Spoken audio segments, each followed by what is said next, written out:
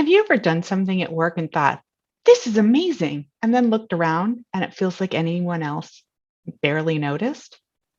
Well, if so, then today's learning snack is for you. I'm Joe Ilfeld, CEO and founder of Insight to Leadership.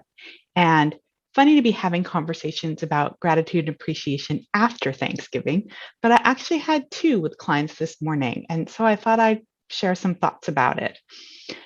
In one, I was talking to two co founders, and both of them are very internally motivated and need very little recognition, which is, of course, great things to have when you are founding a company because it's hard going in the beginning and you don't get recognition.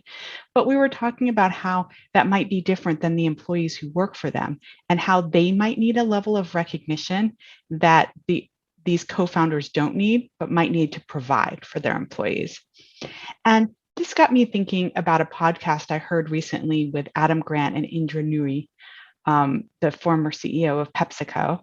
And she was talking about how she ended up writing thank you notes to the parents of many of her close team and employees, thanking them for how well they raised their child and telling them what she appreciated about their child. And first of all, of course, this touched the hearts of many of the people who she worked with because for the first time their parents heard great things about them, and most of the time our parents only hear the things when we mess up, right? And it touched the hearts of the parents too, who felt so recognized for the work they had done bringing up their kids. And many of us know that parenting can be somewhat thankless work and that you often don't get a lot of appreciation. It's just the joy of knowing that your kids are doing well that has to sustain you, not necessarily the appreciation. And I was thinking about how beautiful this was that she took the time to do this, being the busy CEO she was, and just how deeply impacted people were by this gratitude. And then on the other side, I was talking to another client this morning, and she was talking about some personal changes she's made in terms of ways she shows up at work and things she thinks about.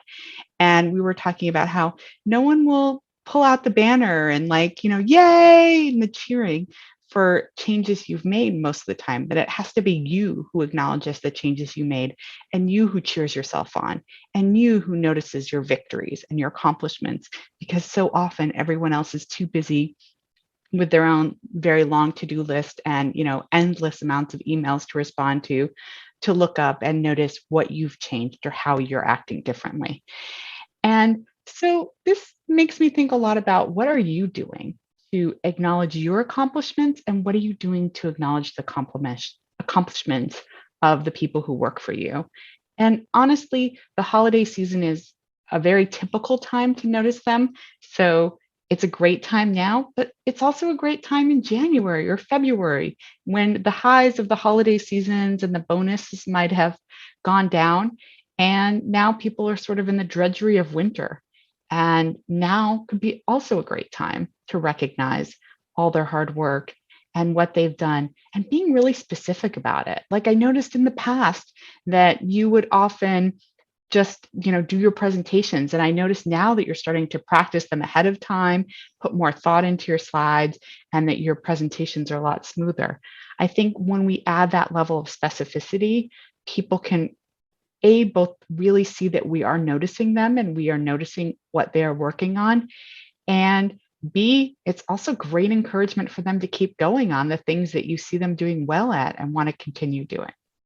So I hope this learning snack has inspired you to share some appreciation, both with yourself about how you've grown and how you've changed and what you've done, as well as with some of your close employees.